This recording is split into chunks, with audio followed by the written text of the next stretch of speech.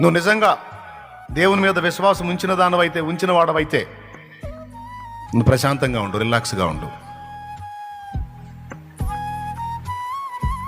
నిజంగా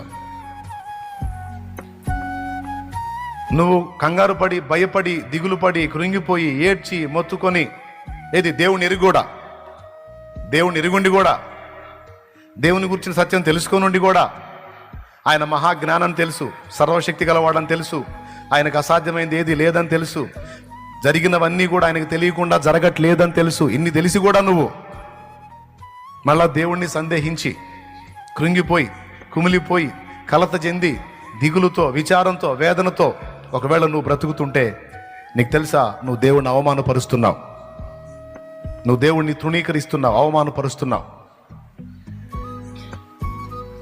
నువ్వు ఆయన నమ్మావు, ఆయన కార్యం త్వరపెడతాడు.